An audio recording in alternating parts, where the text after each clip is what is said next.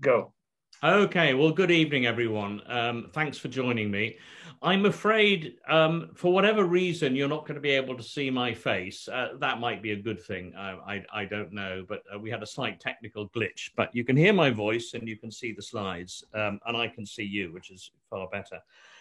Um, so anyway, tonight I'm going to give a talk about the Battle of Malplaquet. Now, Malplaquet took place 1709 in the War of Spanish Succession. So why on earth am I interested in it, and what's my background? As Alessandro said, I spent a long time as an officer in the Canadian Army, actually, although born in the UK. I've lived in Canada, Germany, Belgium, America, seen time in the Balkans and various other places around the world. And I'm now back in the UK. But for me, I think the War of Spanish Succession, in which Malplaquet was an important battle, was almost like the First World War. You know, we talk about the 1914-18 war as the First World War, but actually the War of Spanish Succession was the First World War.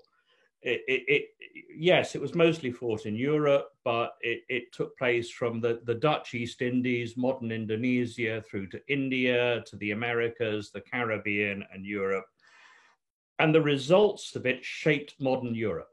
We would not be, we Europeans, who we are today, recognizing some of the borders, not recognizing others,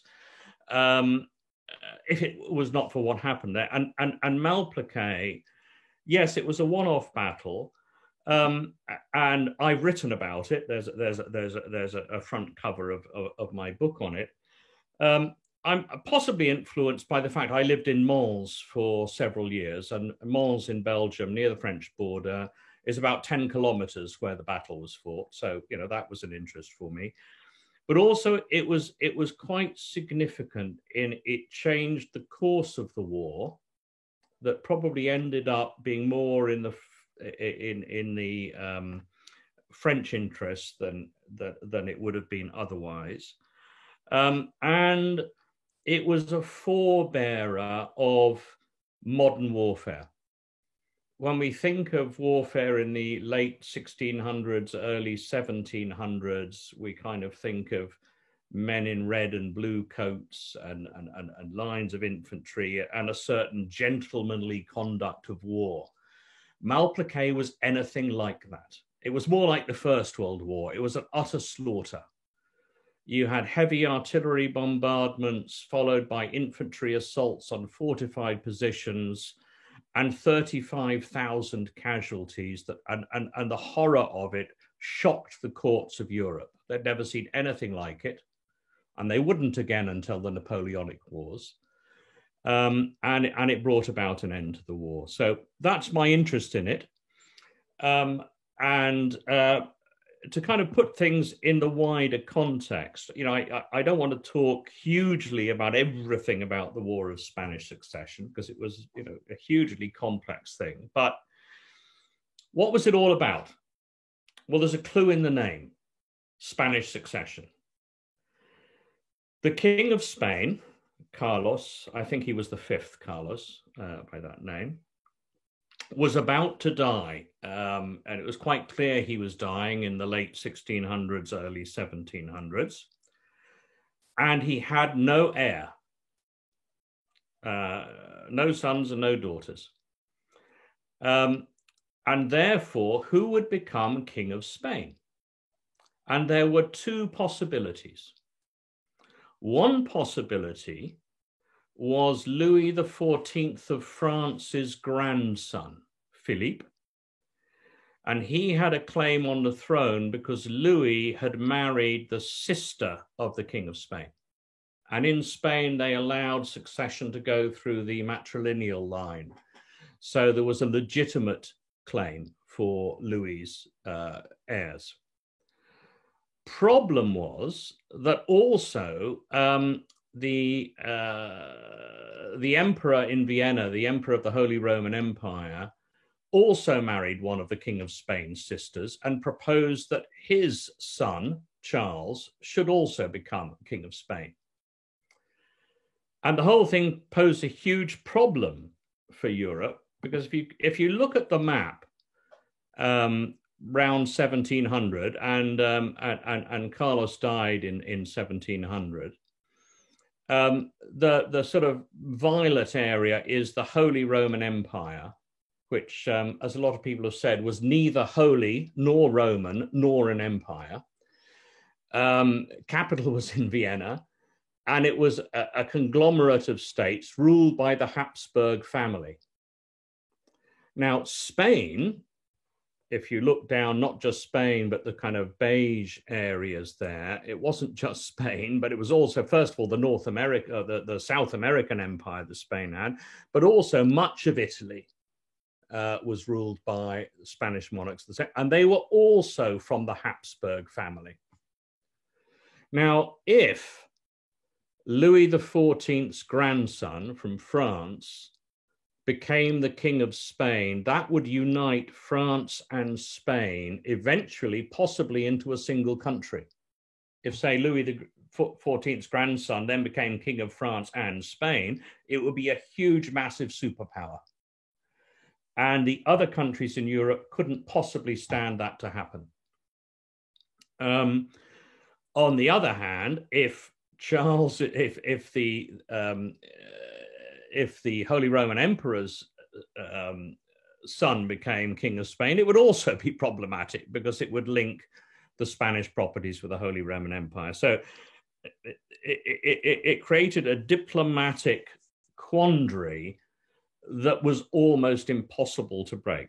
So much so that when Charles, King of Spain, died, Louis duly, and this is actually a painting from the time, this is Louis XIV presenting his grandson to be King of Spain, and he was accepted by much of Spain to be the next king, to be King Philippe, mainly around Castile. Not all the Spanish were happy with this. In the areas in Catalonia, Aragon, they tended to favor that the Austrian Charles would become king. But in order to prevent France and Spain uniting into a single superpower, almost all the other nations of Europe got together to stop it. And that led to war breaking out in 1701. And just before I go on to that, it's just worth having a little look at the map, note a couple of things. Talked about France and Spain. Also, at that time, there was no Great Britain. England and Scotland were separate countries.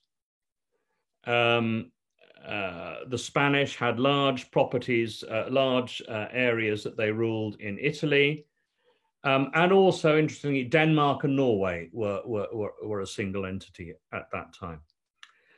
So war broke out in 1701, and you ended up with, we'll call them the Allies. You can see them on the left there.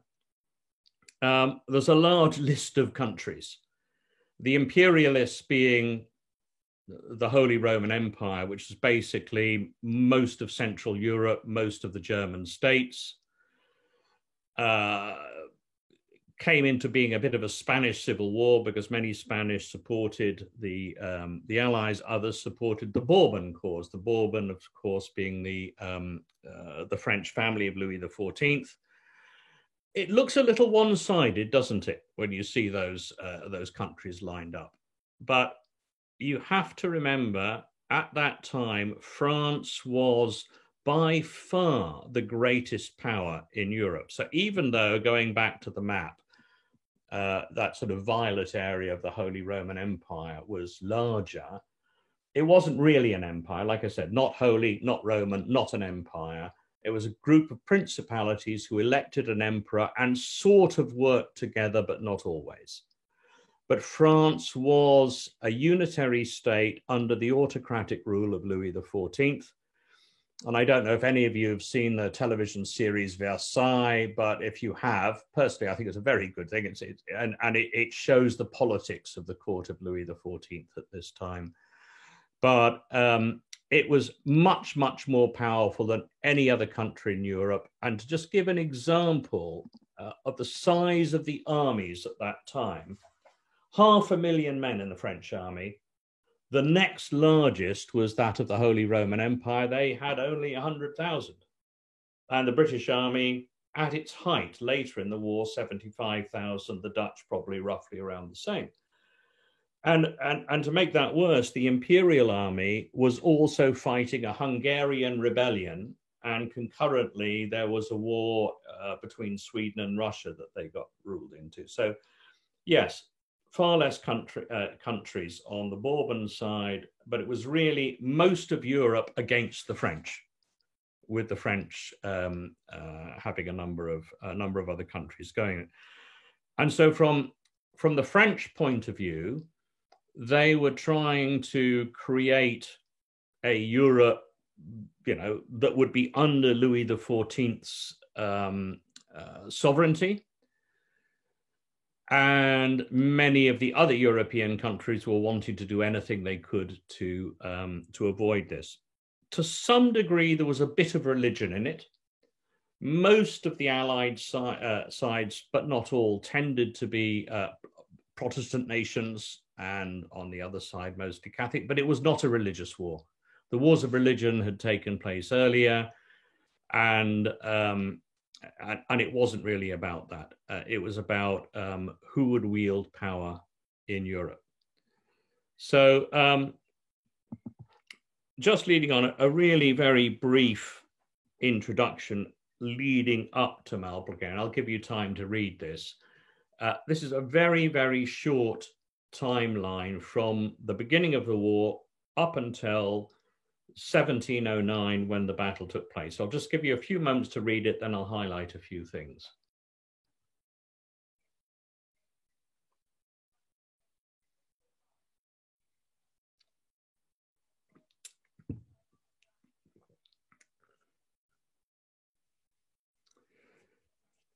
Right, so a couple of things I'd like to point out.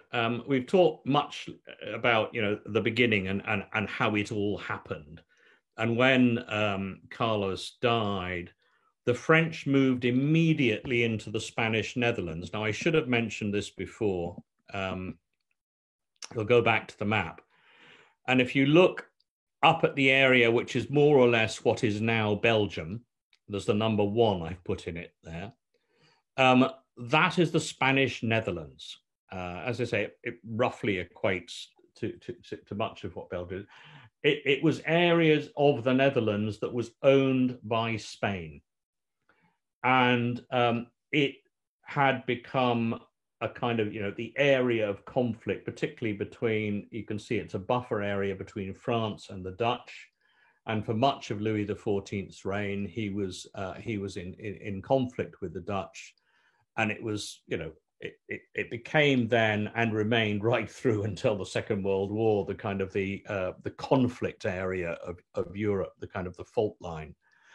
So the French immediately moved in to occupy the Spanish Netherlands because they felt the Dutch would have been one of their strongest enemies.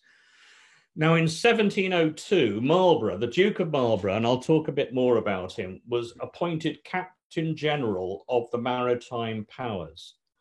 The Maritime Powers was the name that was basically given to England, Scotland, and the Netherlands. And it was a position that was created by William of Orange, who later became king. So Dutch stadholder, later became King William III of England. And it gave Marlborough command over the Dutch and English armies, and also large numbers of troops that were hired by them from the German states, from Denmark and other places. The other thing that's worth knowing at this time, there was another war going on, and that's known as the Great Northern War. And this was really between Sweden and Russia, but it drew in a number of the combatants from the War of Spanish Succession. So notably, Saxony, which was part of the Holy Roman Empire, was linked with Poland, and they were fighting against the Swedes. Denmark and Norway were also fighting against the Swedes. And a lot of the attention of the Holy Roman Empire was drawn off to their eastern front because of this. The other point that I would like, in this list to draw attention to is 1708. Actually, you might want to mention 1707. So prior to 1707, England and Scotland were separate countries. In 1707, they became Great Britain. They became a single country. Not that that had much impact on the war, because the Scots were mostly, some Scots were fighting with the Dutch and some Scots were fighting with the French. And we'll talk about the kind of the nation state and how it didn't really exist at that time. But in 1708, second from the bottom there, the Allies had two very large victories in the Spanish Netherlands, modern Belgium. At a battle at Oudenarde in Belgium, or the Spanish Netherlands, they inflicted a catastrophic defeat on the French army, basically encircling it and destroying much of it. And then they captured the city of Lille. And Lille still is a fairly large city in northern France, very strongly fortified, thought to be impregnable, and the Allies captured it. Now,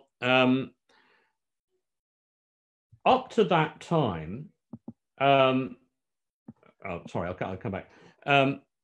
Many of the Dutch in particular were quite reluctant to get heavily involved in the field. But after the victories at Oudenarde and Lille, the Allies, especially the Dutch and the English, were feeling that the war was just about won. All they had to do was another little push, invade France, and it would be all over.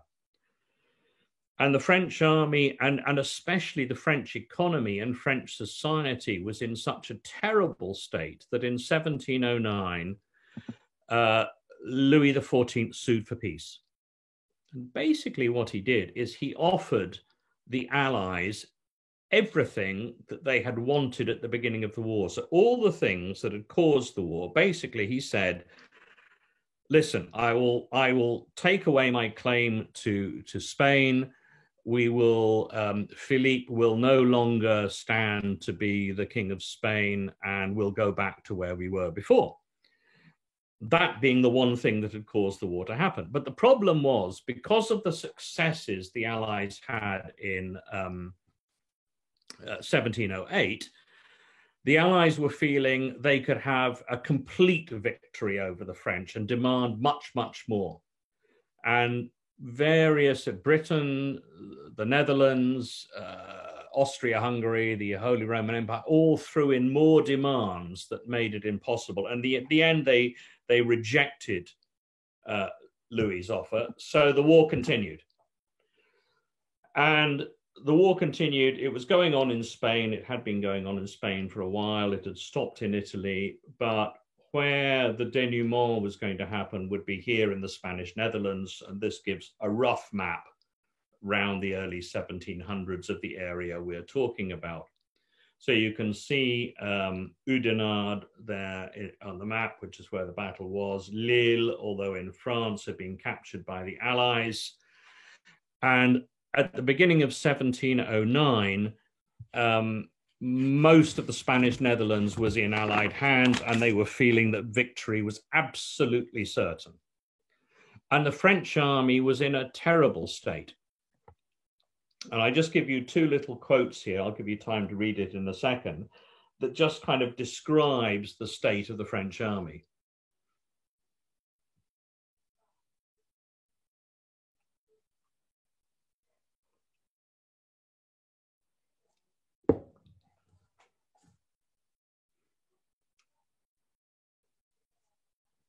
And those quotes only talk about the French army. Basically, all of France was collapsing. So much money had been spent on fighting this war that the economy was ruined. Everything that was produced went to go to feed the army. Mass conscription had been brought in. And apparently, you know, if you were living in a village somewhere in France and your son was conscripted to join the army, and it was done by lottery, Louis's men would go into a village or town, and you would draw a piece of paper from a thing. And if you draw the black paper, you were then conscripted. And people held a funeral for you immediately because they basically knew you would never return. So there was vast famine. The economy was collapsed because at the same time, the British and Dutch navies were blockading France, while Britain and the Netherlands could get food and things in from the Americas, from the East Indies. France could not. And most of the German states were fighting against France as well. So it was in a very, very, very, very poor state. And this is where we were, where we are coming into to Malplaquet being fought. And there's another thing that's worth thinking about. When we think about wars, we tend to think about them in modern terms. But in those days, kings did not like fighting battles. Armies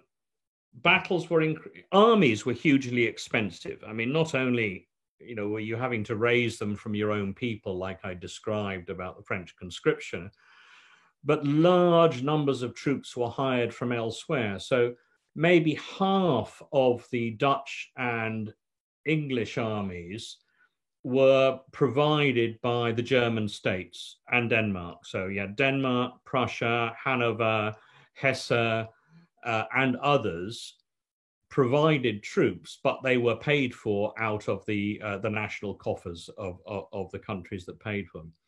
So armies of hundreds of thousands of men were maneuvering around the countryside. So not only did you have to pay for them, but you also had to feed them, you had to house them, and if you had a battle, the chances are you might lose them, and all of that money you put into them would be gone. So characteristically at this time, armies would maneuver in the field looking for a position, ideally perhaps to take a city or something like that, and then the enemy would withdraw. But some of the commanders that we're talking about that fought at Malplaquet, particularly Marlborough, but others as well, saw things differently. They felt that if they could win a decisive battle, they might be able to win the war. So who were the commanders? On the French side, there were many subordinate, but there were two main commanders. And overall command was the Duc de Villars. Villars was quite interesting. He was a mere marquis, which in the ranks of nobility is pretty lowly. And he felt much aggrieved by this. He was an ambitious man. He felt he had great talent. In fact, he did have great talent. But because of his relatively lowly birth, compared to others in the nobility, he was given fairly junior ranks in the early part of the war, until almost every one of his predecessors, the various dukes and higher nobility, were defeated. And eventually, Louis turned him and made him a duke. He wasn't a duke originally, but he was a duke by the time of Malplaquet. Now, Villars was an uncharacteristic general for the French. If you remember, I said, kings did not like battles. And kings dislike even more their generals losing battles. And if you were a general who lost a battle, your career came to an immediate end. And unfortunately for the French, virtually every commander, except in Spain, was defeated, and their career came to a halt. Villars, on the other hand, possibly because he came from the lower ranks of the nobility, was willing to take risks. And he took risks in earlier campaigns, made a name for himself, and was quite aggressive, and was willing to risk things in the field of battle that was not normal for French commanders at the time. Now, the second French commander was completely the opposite, the Duc de Boufflers.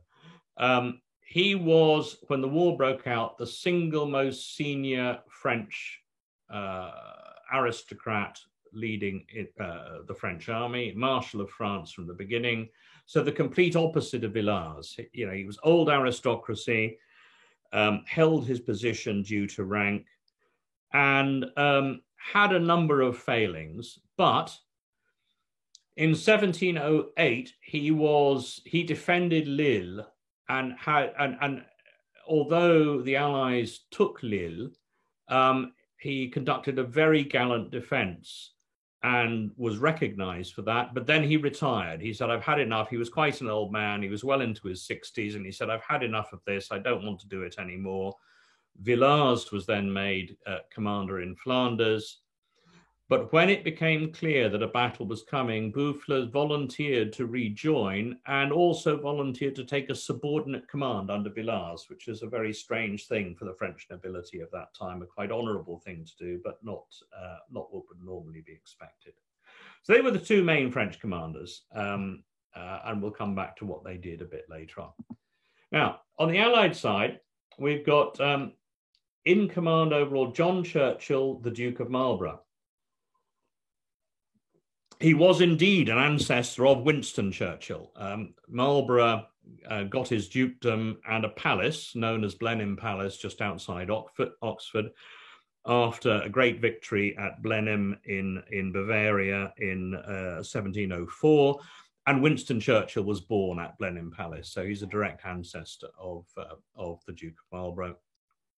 Now, Marlborough was a very, very aggressive commander. He was always seeking out the enemy, and every time he engaged in battle, he won. And not only did he won hands down against the odds. So at Blenheim in 1704, at Ramillies in 1706, at Oudenarde in 1708, and at Lille also in 1708. He completely defeated the French, even though sometimes outnumbered and sometimes the position not being there. So he was a brilliant tactician, but he was also a great strategist and a great politician.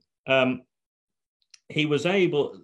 The problem that Churchill had as Captain General is he had to hold together this fractured alliance. Let's look at the countries again. If you look at them there on the left.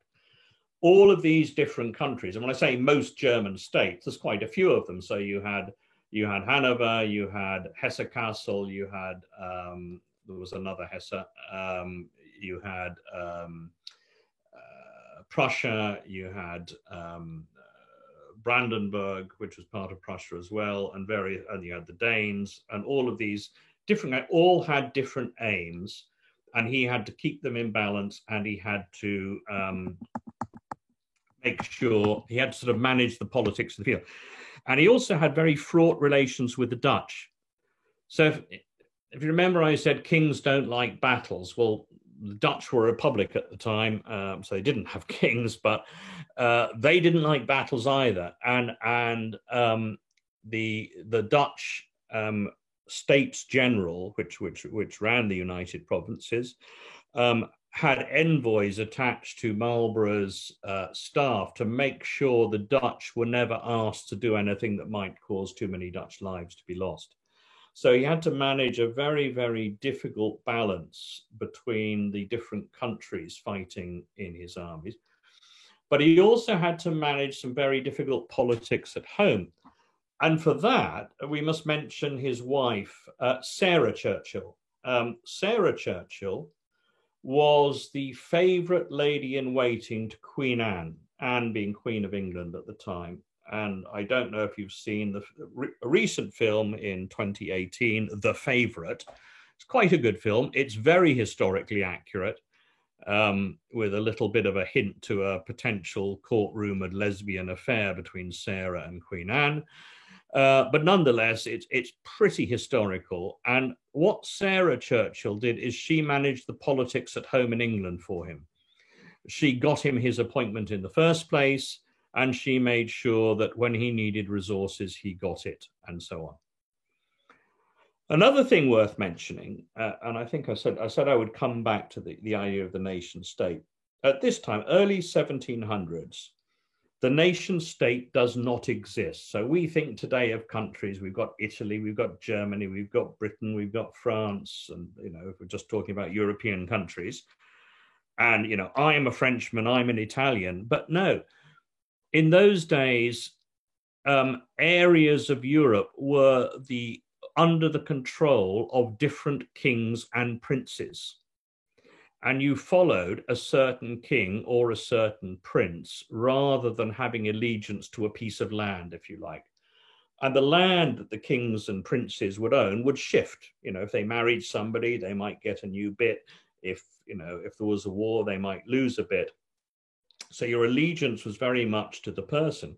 And quite interestingly, John Churchill's nephew, the Duke of Berwick, was the commander-in-chief of the French army fighting the English and Portuguese in Spain. And the reason for that is that Berwick, Churchill's nephew, recognized James II, who was his father.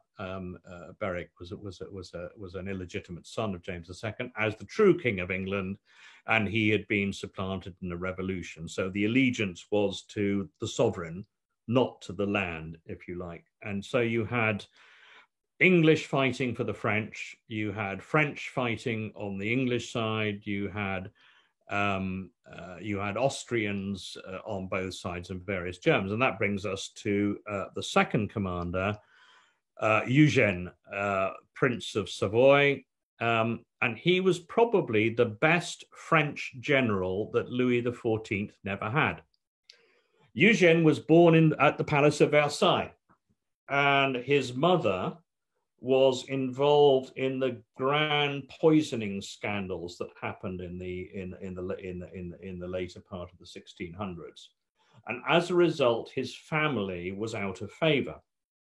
Now, Eugene wanted to be a soldier, and he offered his services to Louis, but Louis refused them because of what his mother had been doing. And so Eugene then went to Vienna and offered his services to the emperor in Vienna, who accepted him. And he was a brilliant commander. He was as brilliant as the Duke of Marlborough. He initially in the war, he went into Italy. He won several victories over the French. But he was originally born French, obviously, with a title in Savoie, which was still an independent kingdom between Italy, parts of Italy, and France at the time. So it is worth remembering that you know, these men, and we're just talking about the generals here, but people followed commanders, they followed sovereigns, they followed leaders, and just because you were leading, like Eugene, a Austrian or imperial army, wasn't a problem that you were actually French. Or if we talk about Churchill's nephew leading the French army in Spain, he was perfectly happy to fight against the English and his following along. So it was more a personal thing. But the thing to note both about Churchill and Eugene is they were, like Villars, they were aggressive commanders. They sought battle in the field. They wanted to win the war. So war being recommencing, this map shows what the Allied options were. The towns that I've got marked in red were held by the Allies, and the towns with the little blue dots are held by the French. And the rough French-Spanish Netherlands border is there. So the Allies wanted one last push. They were going to invade France. That was going to cause, you know, if you like, an unconditional surrender, and they could demand whatever they wanted from the French. So there are really three options. So if you look at the solid line at the top, they could go try and take Ypres, and then move along the coast and take the sort of the western route. The next option, since they held Lille already, would be to go just straight through the middle. And the problem with that one is basically Villars' army was just south of Lille, more or less where I have that box placed there. And he was heavily fortified behind entrenchments known as the Lines of Brabant. And it would be a very, very difficult position to take. The problem with doing the coastal route would be if they did that, then they would be potentially open to a flank attack by Villars. So the third option, the little dotted line, would be to go to the east, take Tournai, then move on to Mons, and then swipe around through these. And that is what they decided to do in the end. They first probed from Lille towards the center to see if it was possible, but they were beaten back quite quickly. Now, from the French point of view, Villars knew the Allies were going to attack, and he also knew that his army was in a pretty sorry state, as you saw the little quotes from earlier. So what he wanted was time. And what he wanted was the Allies to waste their time either besieging Ypres or Tournai and spend the campaigning season doing that so that he could buy himself another year. Because when autumn comes, troops in those days could no longer march. You know, when the rains come, the roads are muddy, you can't move things through, there's no food to be foraged. You know, there's no railways, there's no paved roads, there's no supply chains. So really, your only chance of campaigning is from late spring through to early autumn, and then you have to go into winter quarters. So what he was hoping to do was to tie the Allies up in a siege. When the Allies moved on Tournai, Villars thought that his dream had come true. He had 6,000 men in Tournai. It was one of the best fortified cities in Europe at the time, and he believed it could hold out until September. And deliberately, he did not reinforce Tournai, even though it was being besieged by 100,000 Allied troops, because what he wanted to do was preserve his army, build it up, hope the Allies would waste their time at Tournai, and then he wouldn't have to. Then in the following year, 1710, his army would be in a better state. Unfortunately, he was up against probably the two greatest military commanders of the age, with Marlborough and Eugene, and Tournai fell actually quite quickly. So by July, Tournai had fallen, and the Allies started to march on Mons. You can see the little dotted line going across there, which then meant if they then took Mons, they would have an open route to go into eastern France, and Villars had to shift his position. So he moved from where he was to the southwest of Lille, and he shadowed the Allied advance. And coming up to Malplaquet, this is more or less what happened. So the Allies in red, the French in blue. And the area I've got circled there, Marlborough and Eugene sent an advance party very quickly forward to besiege Mons, number 1 on the right, and Saint-Ghislain, number 2. Just small numbers of troops to kind of put a circle around those cities, and the sort of the blue wheel-like structures I've got around those maps indicate fortified cities. So he sent those forward very, very quickly while he was coming up behind with his main army. So the main army was following up behind, and he was waiting for heavy artillery to come down from Brussels. Meanwhile, the French in blue had been shadowing the Allied march, and sometime around, I think it was around September the 6th, 1709, the French army, much of Villars' army was near Quievrain, and they discussed whether they should attack the Allied army on the march. If you can see the little dotted arrow and my letter B, it looked like there was a great opportunity as the main Allied army, not the advance guard, were marching towards Saint-Ghislain and Mons, to just move up, attack them in the flank. But only half the French army was in place, and they decided they didn't have enough men, and so they waited. And the Allies moved on and established camps around Mons, number 4 being where Marlborough was encamped, number 5 where Eugene was encamped. Meanwhile, while they were doing that, the French stole a march on them. So having decided not to attack back there, what they did is they swung around further east, and they occupied a small gap, a 2-kilometer gap between two woods, the Bois de Sart and the Bois de Lanière, which is about 10 kilometers south of Mons.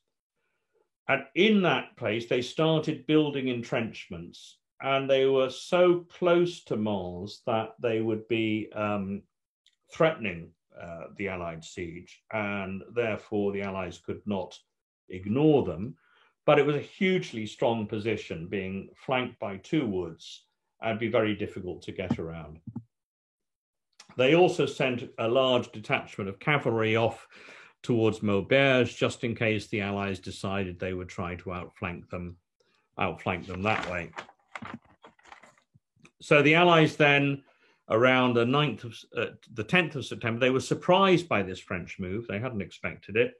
So they immediately moved down towards the gap. They left Mons, leaving only a small number of troops besieging Mons, and moved down opposite the French with those blocks in red, the number 6 being where Eugene's imperialists formed up, and number 7 where Marlborough's English and Dutch formed up. And so on the morning, for a while, let's go back to this for a second.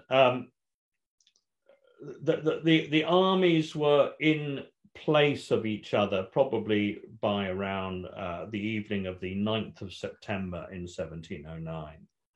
And they were sort of staring at each other from, not more than a kilometer away, trying to find out what each was doing.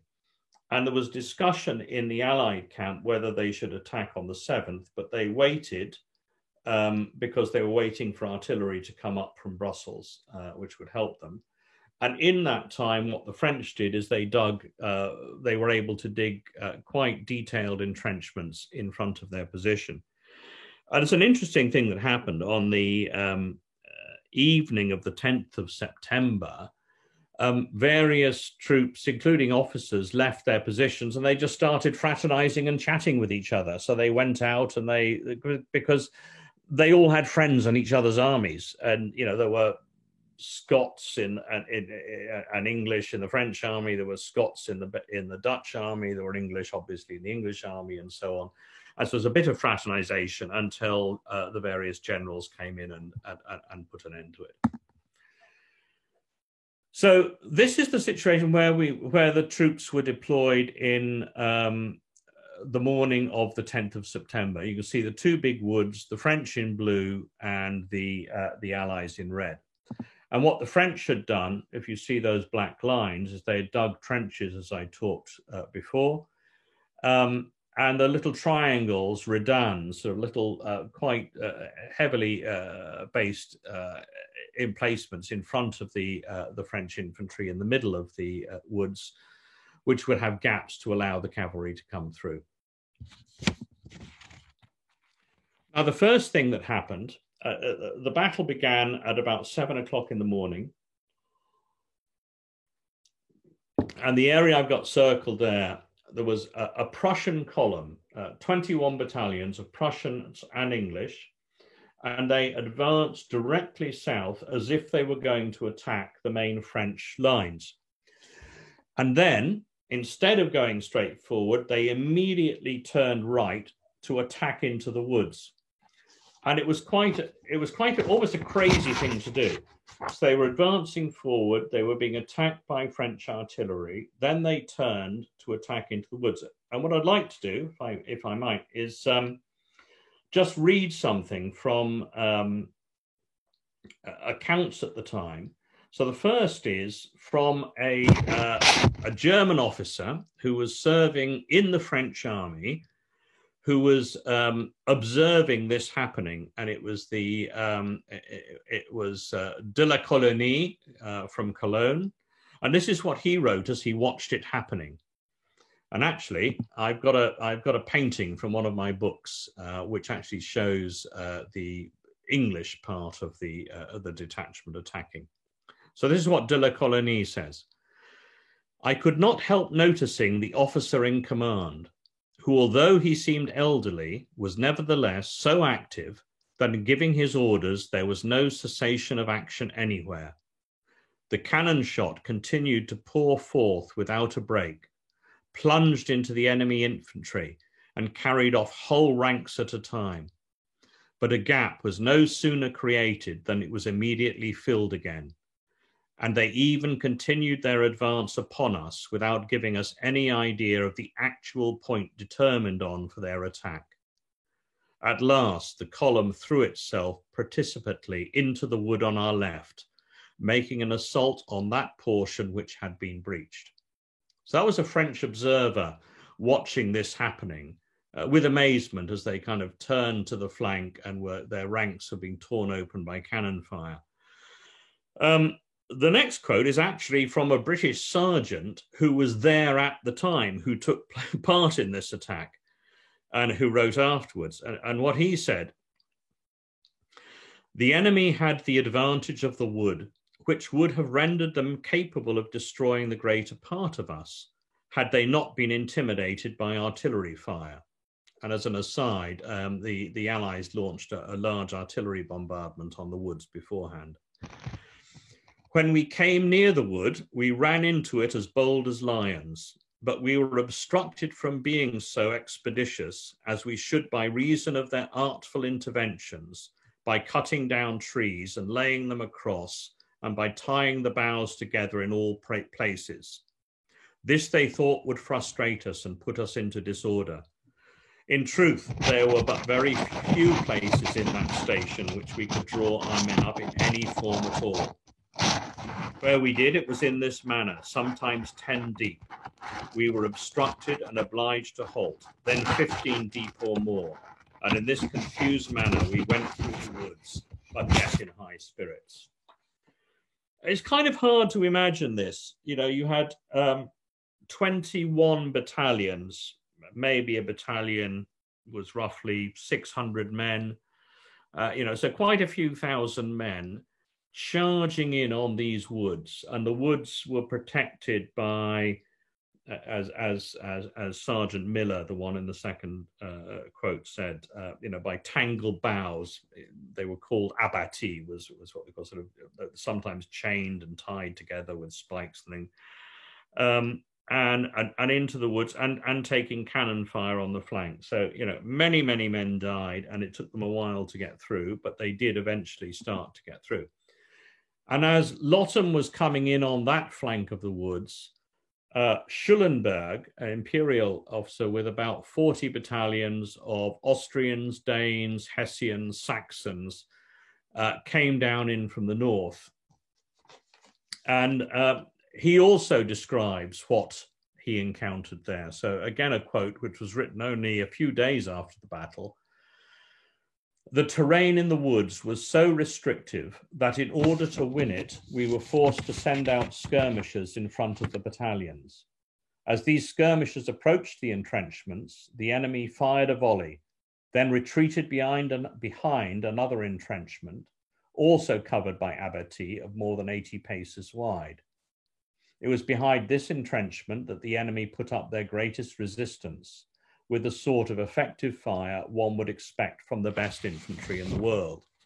And by the way, the French at that time were considered to be the best infantry in the world.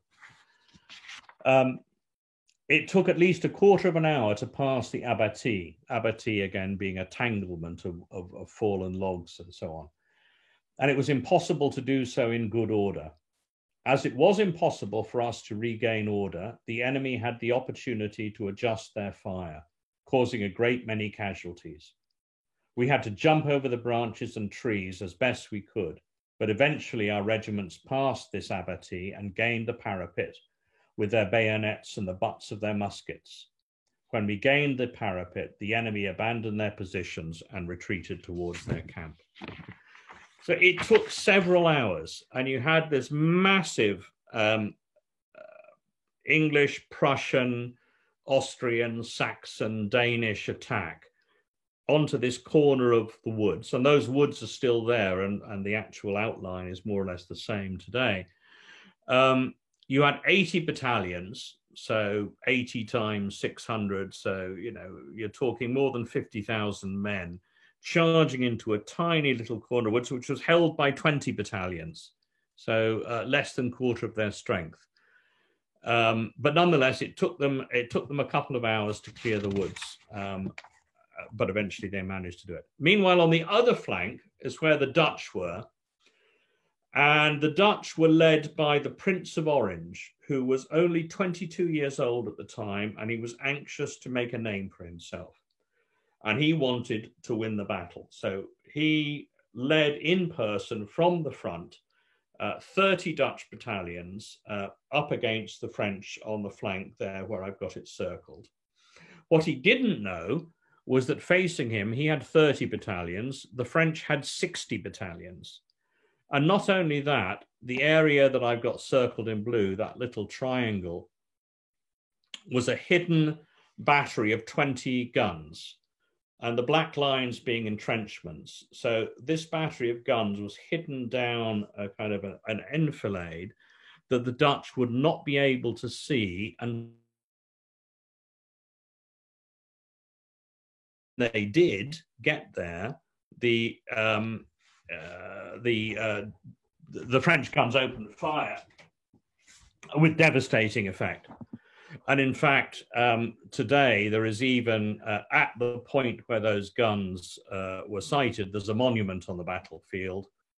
And you can see the thing, for those who don't speak French, it says, in this place, a battery of 20 cannons, guns of the Royal Regiment of Artillery under the orders of the Marquis de Fresilière, caused a number of deaths, and it caused numbers of deaths, a huge number actually, of the Dutch troops under the command of the Count of Tilly, led by the Prince of Orange and Baron Fagel. So it had a devastating effect on the Dutch attack. This is another print from my book, and it shows the Prince of Orange. After the Dutch were first beaten back, the Prince of Orange had had his horse shot from under him, and he grabbed the flag of the Swiss Regiment May. Remember, I'm saying there's lots of different nationalities in here. This is a Swiss regiment in their blue uniforms in the Dutch service. And the Prince of Orange grabbed their flag and leapt up onto the parapet, sword in hand, to try and rally them on. But it didn't work. The Dutch were thrown back with absolutely horrendous casualties. Some of their units suffered 50%, 60% dead. And after doing 2 attacks, the Prince of Orange was about to launch a 3rd one when Marlborough himself rode over to the other side of the field and said, for God's sake, stop. Because actually what Marlborough was trying to do was to cause the Dutch on that flank to pin the large number of French infantry on the French right, as we look at it there, in order that he could move through the center. And it worked, because what the French did then, the woods are being taken by the Germans and British. The Dutch have been thrown back, but their assault was so ferocious that the French felt they couldn't move anybody from that wing.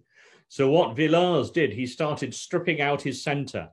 He took the men he had behind the fortified redans, and he moved them out to reinforce below the woods. And he was getting ready to launch a counterattack when he was shot in the leg, very, very badly wounded, and his counterattack faltered as the Allies were clearing the woods. And as that happened, what the Allies did, seeing that the center had been emptied, they sent forward some infantry to occupy the French entrenchments and then launched forward with a massive cavalry attack. French cavalry reserves in behind came up to meet them. And we have what was probably the largest cavalry battle that ever took place in European soil. There were 35,000 cavalrymen fighting each other. and it went back and forth and back and forth. This is a painting relatively contemporary to the times, kind of giving the idea of the action. And when we think of cavalry attacks, we think of men charging with swords, and you see a few. But at this time, firearms were heavily used. All troopers carried a brace of pistols, 2 pistols up in front of their holsters, and usually a carbine, a short musket strapped on a strap, which they kept on their shoulder or on their back. And what they tended to do was ride up at a relatively slow walk to each other and blast away at very close range until one side decided to give way. And this is kind of what you see happening in this painting here. And from contemporary accounts of the time, we get a sense that this battle of cavalry in the middle flowed back and forth. So the Dutch, Prussians, Hanoverians, and English had some success. Then the French counterattacked, and it swayed back and forth, and it became a swirling mass. And there's a very, very interesting little anecdote, which again is another print from my book, which was related by an Irishman, Peter Drake, who later became a captain in the British Army. Captain Peter Drake, and he wrote a book. It's a brilliant book called The Amiable Renegade. Now, Drake was a Catholic Irishman supporting the old regime in England, so not supportive of the of Queen Anne, but had supported, it was a Jacobite supporting James II, who'd been sent out into exile, and now his son James III, who was living at the French court. And he was serving in the French Gendarmes Anglais. So it was the gendarmes who wore red coats, and they were one of the regiments, one of the senior regiments, was made all up of Englishmen or English, Scots, and Irish. They were actually probably mostly Irish, and Peter Drake was one of these. So Peter Drake was involved in this massive back and forth cavalry thing, and he got separated from his fellows. And he was beginning to think it wasn't a very good place to be. So he decided he would surrender. So he rode up to a German officer, a Hanoverian, who got pictured here, in von Bulau's regiment, hoping to surrender so he could be taken away. But unfortunately, the German was not willing to take his surrender and drew his pistol. And this is what happened, and I will read you what Peter Drake wrote about it. So Peter Drake's the man in the red coat in the French army, and the German officer von Bulau's regiment on the white coat on the left. So this is what Peter Drake says about the incident portrayed here. I took my carbine, cocked it, having my sword hanging at my wrist, and thus rode up to an enemy squadron. I approached the German officer. He had a pistol cocked in his hand, aiming the muzzle of his pistol at my right shoulder and firing. I fired my carbine at the same time, so that his shot and mine went off instantaneously. I shot the upper part of his head, and he tumbled forward. I saw his brains come down. His ball only grazed my shoulder and tore the flesh a little, but the powder blew off and burnt my coat. The wadding lodged between my waistcoat and shirt, setting them both on fire. His squadron fired a volley at the same time, so I had 11 shot fairly marked on my cuirass and 2 through the skirts of my shirt. So that's Peter Drake's account of this. And then he went off and he found someone else that he could surrender to, and then he was captured, and then he rejoined the British Army instead afterwards. An interesting character, well worth reading. So this cavalry battle was going back and forth. Meanwhile, Villars is out of combat. His injury in his leg has basically incapacitated him. And so the day is coming on. The Allies have possession of the wood, the Bois de Sart, but they're utterly exhausted. And Boufflers, who had taken command after Villars' wound, realized that the battle could not be won and started to withdraw. So the French withdrew from the field in good order. And it's interesting to note they had 80 guns on the field, cannons, artillery pieces, and they managed to take 66 of them back with them. And that was usually a mark. Usually, if an enemy was defeated, you had to abandon your cannons and leave, but they were able to take those. So they withdrew in good order. By the, if you like, the rules of the day, if you take the battlefield, you have won. So technically, the Allies won the day. But actually, they suffered many, many more casualties than the French had. The French withdrew in good order, and their reputation was restored by the stout resistance that they had put up. This is a painting from 1710, the year after the battle, taken at Valenciennes, which is where part of the French army retired to. But the immediate result of the battle, with its 35,000 casualties, heaviest amongst the Dutch, and heaviest amongst the Allies overall, it literally shocked the courts of Europe. You know, they could not believe that this kind of slaughter could happen. Nothing had ever been seen like it since Roman times, really.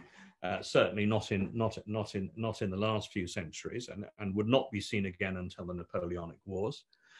And already before 1709, there had been a growing anti-war sentiment in a number of countries, especially in England, now Britain. And the Tory party, the Whigs, were in power at the time, the Whigs being the forerunners of the modern Liberals.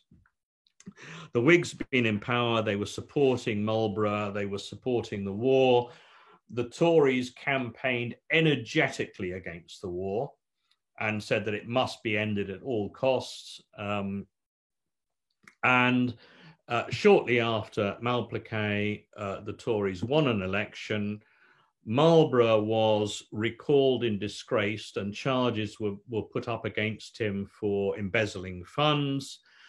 And Britain secretly began to enter into negotiations with France and deserted the alliance. So I'm afraid it was perfidious Albion all over again. This is actually a 1915 German cartoon, but it was the French who termed the phrase.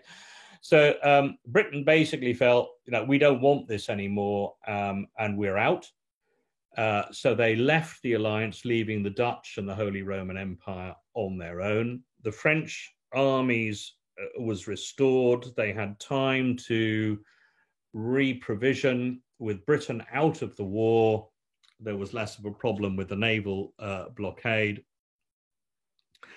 And the Dutch and the Empire also were looking to end it. It was just a question of what terms could they reach. Now, the interesting thing is that had they agreed to Louis's terms in 1709, they could have more or less have had all that they wanted.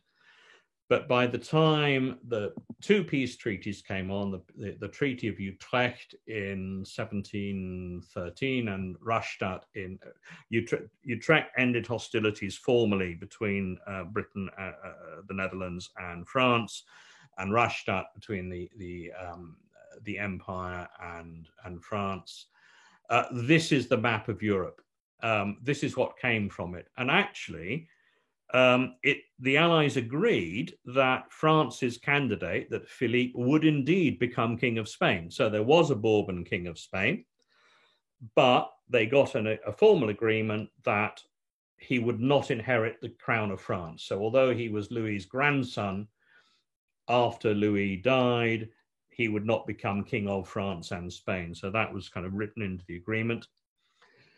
The Empire got, if we compare that to how Europe was at the beginning of the war, there we see Spain controlling the Spanish Netherlands, up in modern Belgium, much of southern Italy, Sardinia, Sicily, Milan. All those Italian possessions, except for Sicily, go to the Empire. And the Empire also gets the Netherlands, which now becomes the Austrian Netherlands instead of the Spanish Netherlands. The other big change, I put Prussia and Saxony out separately. Prussia Prussia provided huge numbers of troops to both the Austrian and the maritime powers armies. What they were trying to do was get recognized as a kingdom. The Elector of Brandenburg was not happy with just being an elector, you know, small principality. He wanted to be a king and wanted to be recognized as a king. And he basically got that as a result of that. So Prussia then became a kingdom, which, you know, led to many things later on in more modern times. Saxony also kind of broke away a bit in that this was less tied with the War of Spanish Succession than the Great Northern War, because the Elector of Saxony also became the King of Poland as a result of the outcomes of the Great Northern War, and so it was kind of taken out of the periphery of the empire. But the big winner in all this, so France kind of got what she wanted. I mean, Louis got his man, his grandson, on the throne of Spain. The Austro-Hungarian Empire got kind of what it wanted. It got enlarged territories in Italy. Britain really got what it wanted, and probably because it deserted the alliance earlier and it made secret negotiations. So it got to keep Gibraltar, which it keeps today. It also got Minorca.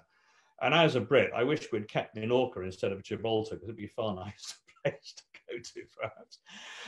But the other things that Britain got, it got Newfoundland, and it got the Hudson's Bay territory, much of northern Canada, and it was granted a monopoly of the slave trade to the Americas, which is what they really wanted. So, you know, not particularly noble ambitions, but they got, and the Dutch got basically nothing. They didn't lose any territory, but they suffered huge, huge losses.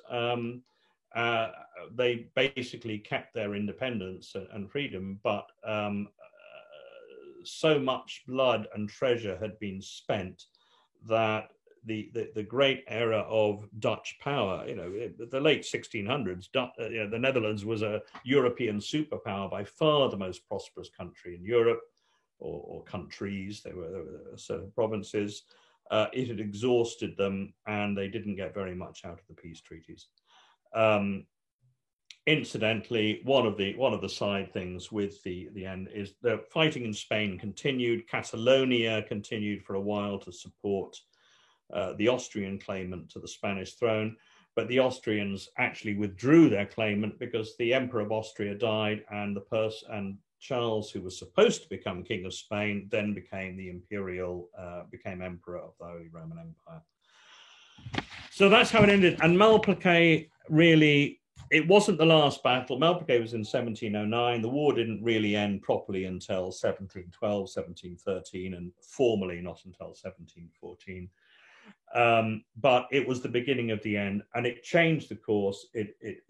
It allowed Louis to get back some of what he wanted. It opened the way for Britain to become a international empire, and it created Prussia as the kingdom, and it started to set in motion the borders that we start to become familiar, and it started on to what is modern Europe today. If you are in the area, the battlefield itself is 10 kilometers south of Mons, directly on the modern Franco-Belgian border. There is a memorial there, this photo that I took there. And if you're inclined to do so, you can walk around. It's very, very well signposted, especially on the French side. There's not much on the Belgian side, but on the French side, you go along. There's posts like this, photograph where it says "Vous êtes ici," you are here. Shows the little red dot where you're standing. There's a map around it and little explanation. So if you're interested into these things, it's worth a little visit. You can't. Much of the terrain is as it was. The Bois de Sart, if you look on this map, the one up at the north there, its outline is almost exactly as it was. Those rivers, they're tiny streams, and they're all still there. The Bois de Lanière down below at the bottom is now broken up, so it's a bit difficult to kind of trace the outline. The church in Malplaquet itself has been rebuilt. It was destroyed in the 1914 war because, of course, Mons saw one of the first big battles on the Western Front, and the British retreated down through Malplaquet on the way back into France, and the Germans advanced through. But you can't see any sign of where the reduns were or the entrenchments. But it's well signposted, well worth a look around. And if you want to really know more about it, you can always buy my book, which is available pretty widely. Should you be so inclined, I've got a few copies myself, which I could sign and send on. My email's there if you are interested to contact me. But otherwise, I hope you enjoyed it.